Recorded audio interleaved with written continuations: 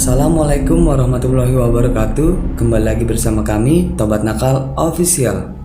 Di video kali ini, saya akan menceritakan sebuah kisah misteri yang dialami oleh teman saya. Cerita ini berasal dari kisah nyata, yang dimana nama dan tempat sudah kami samarkan, agar menjaga dari hal yang tidak diinginkan di kemudian hari. Tapi sebelum masuk ke alur ceritanya, jangan lupa ambil posisi yang paling nyaman, dan bunyikan tombol lonceng notifikasinya. Dan cerita pun dimulai.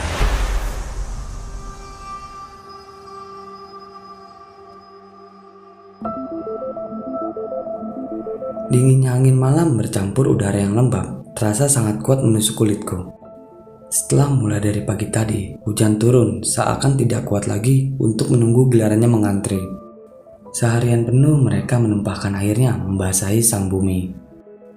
Aku yang hanya bisa pasrah menunggu di sebuah lapak kecil di perempatan jalan ini tak hentinya berharap. Semoga setidaknya hari ini ada 1 atau 2 penumpang yang sudi memakai jasa ojekku. Namaku Raymond. Ya, seperti yang sempat aku singgung barusan, profesiku hanyalah sebagai seorang ojek pangkalan. Asap dapur keluargaku didapat melalui berapa banyak orang yang mau kuantar. Cuaca memang menjadi musuh alami pekerjaanku. Hari ini, seharian aku belum juga dapat 1 orang pun penumpang. Temanku seprofesi, satu persatu sudah menyerah pulang, menyisakan aku seorang diri yang masih bertahan. Bukan karena tak ingin pulang ke rumah, tetapi saat teringat Amin, anakku yang masih kelas 5 SD, harus menyelesaikan pembayaran buku pelajarannya 2 hari lagi. Hal itu yang membuatku harus membuang dulu jauh-jauh kata menyerah. Jam di sudut pangkalan ojekku sudah menunjukkan pukul 10 malam, tetapi belum juga kulihat rezeki datang mendekatiku. Jam bertambah lagi 1 angka ke depan. Kali ini sebuah bus pengantar jemput karyawan pabrik tepat berhenti di depan pangkalan ojekku.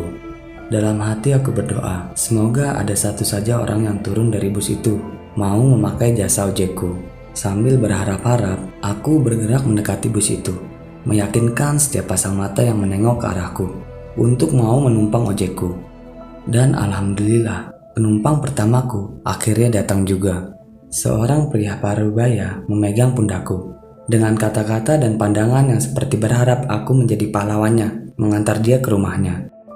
"Mas, antar saya ya ke perumahan Garden, tolong," katanya setengah memohon. Aku yang justru bagai menemukan sebongkah berlian di tengah gerimis ini, tentu saja mengangguk semangat. Justru saya bahagia sekali ketemu Bapak. Akhirnya saya dapat penumpang juga hari ini, ujarku kegirangan. "Tapi Pak, kalau memang Bapak orang dari perumahan Garden, kenapa turun di sini ya? Kan masih lumayan jauh itu lokasinya," tanyaku untuk sekedar basa-basi kepada Bapak tersebut. Padahal di dalam hati aku bergumam, seandainya Bapak ini ingin aku mengantarnya ke ujung bumi, pasti kuantarkan. Semakin jauh jaraknya, semakin besar pula uang yang bisa kudapat dari tarifnya itu. "Iya nih Mas, kalau saya turun di depan perumahan, justru nggak bakalan saya ketemu ojek. Di sana nggak ada tukang ojek soalnya," terang Bapak itu menjelaskan. Tanpa banyak bicara lagi, aku segera menyodorkan helm dan jas hujan kepada si Bapak. Sejurus kemudian, kami berdua pun sudah melaju di atas motorku. Jarak perumahan Garden sekitar 10 km dari pangkalan ojekku. Dengan jarak segitu, aku berharap si Bapak akan memberikan uang yang cukup membuatku tersenyum malam ini. "Mas pernah ke perumahan Garden?" tanya si Bapak di tengah perjalanan. "Kalau lewat sering Pak, tapi kalau mengantar penumpang ke sana belum pernah," jawabku. "Oh pantes," katanya setengah mengecilkan volume suaranya. Tetapi aku bisa dengar, perkataan Bapak itu barusan cukup aneh untuk diucapkan. "Pantes apa Pak?" tanyaku penasaran. "Enggak Mas, enggak ada apa-apa. Agak kencang lagi ya bawa motornya. Sudah mau tengah malam ini soalnya," sanggahnya seraya memintaku menambah kecepatan laju motorku. Dalam hati aku heran, apa ada yang salah? Kenapa Bapak ini berucap seolah sesuatu yang tidak wajar sedang terjadi di kompleknya? "Mas, rumah saya agak di belakang, malah ada di ujung jalan, lumayan jauh dari lokasi gerbang perumahan.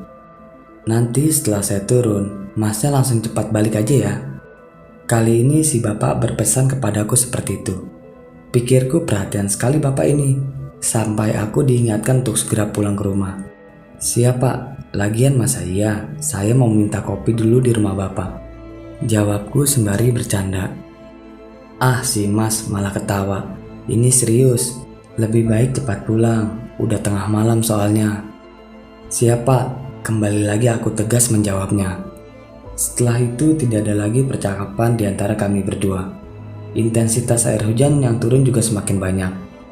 Kali ini kami berdua pasrah basah-basahan di atas motor.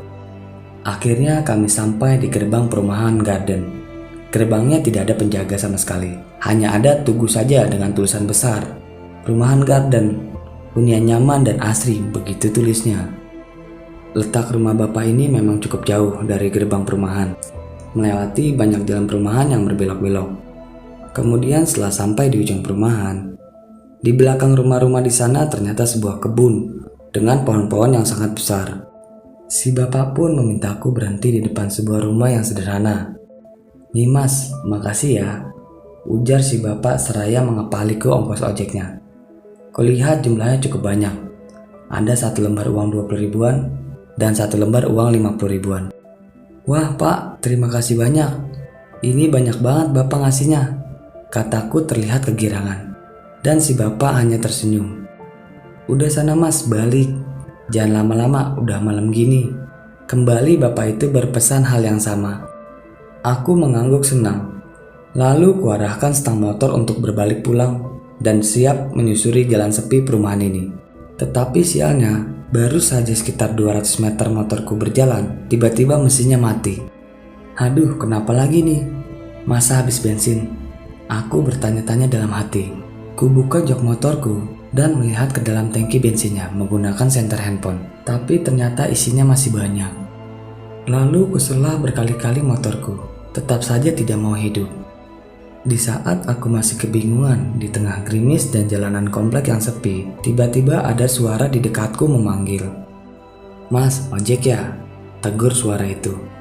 Suaranya berasal dari seorang wanita yang memakai baju seperti daster berwarna merah. Iya mbak, tapi motornya mogok, jawabku yang masih sambil menyela-nyela motorku. Antar saya ke depan mas, ujar suara wanita itu lagi. Maaf mbak, tapi saya juga bingung ini, motornya nggak mau nyala. Tolakku merasa tidak enak. Tetapi tiba-tiba wanita itu duduk begitu saja di jok belakang motorku. Aku yang merasa bingung berhenti menyala motor dan bermaksud untuk meminta wanita itu untuk turun. Belum sempat aku berkata, wanita itu sudah bicara duluan. Mas, coba nyalain lagi motornya, katanya yang lagi-lagi dengan suara datar. Aku pun menurut saja dan memencet starter elektrik yang ada di motorku. Dan hasilnya, tiba-tiba saja motorku bisa menyala. Dan aku pun menjadi sedikit tersenyum lega. Mbak mau kemana? Tanyaku kepada wanita yang ada di belakangku itu. Kutengokkan kepalaku ke belakang. Dan ternyata wanita itu sudah tidak ada di tempatnya. Keadaan jalan komplek yang kosong, ditambah lagi suara hujan rintik-rintik, membuat perasaanku menjadi tidak enak. Lalu aku bermaksud untuk segera pergi meninggalkan tempat ini. Saat aku bersiap untuk menarik tuas gas motorku, kulihat seseorang berdiri di arah depanku dengan jarak sekitar 10 meter. Dan terlihat sangat jelas, seseorang itu adalah wanita. Karena kulihat rambutnya yang panjang terjuntai di balik punggungnya. Juga pakaiannya yang berwarna merah seperti gaun. Kulihat wanita itu perlahan berjalan mendekatiku. Tetapi anehnya, setiap gerakan dari langkah kakinya sama sekali bukan seperti orang berjalan, melainkan seperti gerakan melayang di udara. Perlahan tapi pasti, mulai kulihat jelas wajah dari wanita itu. Dan ternyata yang kulihat ini adalah wajah yang rata. Wajah tanpa mata dan juga hidung, serta mulut yang tidak ada pada tempatnya. Jantungku seketika berdebar kencang. Aku ketakutan. Yang kulihat di depanku ini jelas bukanlah manusia. Dengan refleks aku memutar balik stang motorku dan menarik kencang gasnya. Sambil berteriak ketakutan, aku melaju cukup kencang dengan motorku. Setan, setan, ada setan, tolong, teriakku sekencang-kencangnya. Dalam kepanikan itu, satu-satunya tempat yang ku tahu di sini adalah rumah bapak yang tadi kuantar pulang. Langsung saja aku menuju ke arah rumah bapak itu. Kulomok ke belakang melalui kaca spion motorku, dan wanita itu masih terbang tepat di belakang motorku. Aku seperti ingin menangis sekarang. Jujur saja, walaupun aku sudah bukan lagi remaja, tapi aku baru kali ini melihat penampakan seperti itu.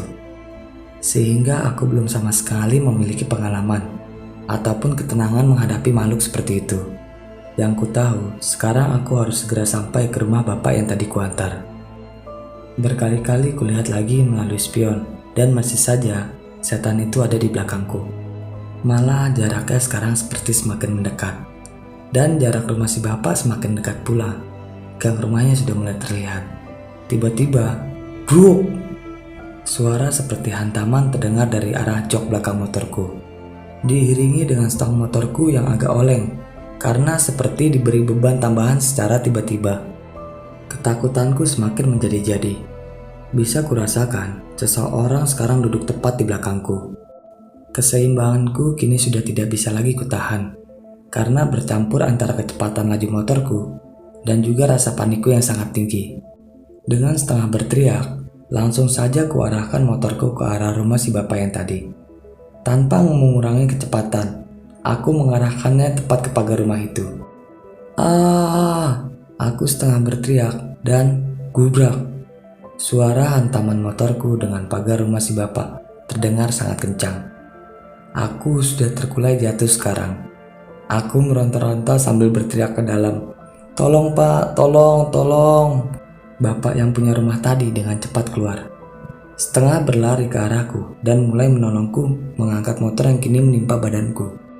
"Kenapa mas? Kok bisa jadi begini?" Si bapak yang menolongku bertanya denganku. Kulihat anak dan istrinya juga keluar dari rumah. Aku tidak bisa berkata-kata lagi. Hanya pasrah menunggu bapak itu berhasil mengangkat motor yang menimpaku.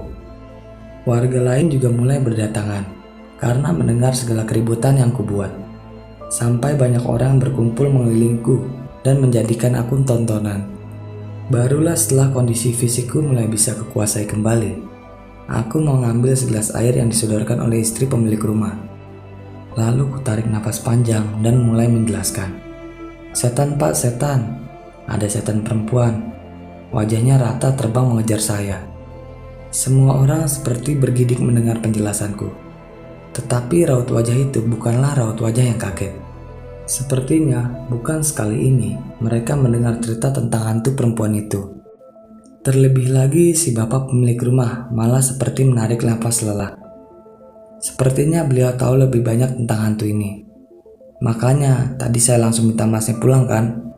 Ternyata kejadian juga deh," kata si bapak merasa seperti menyesal. Lalu bapak itu menceritakan hal itu kepadaku. Ternyata hantu itu bernama Astri.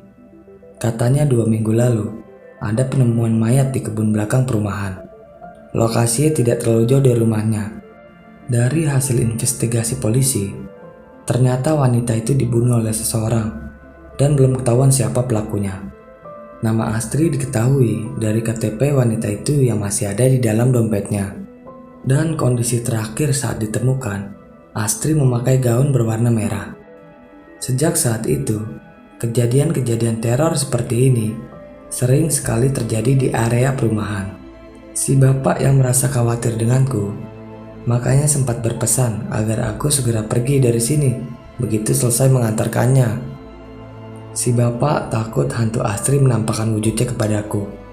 Dan benar saja, aku apes bertemu dengannya malam ini.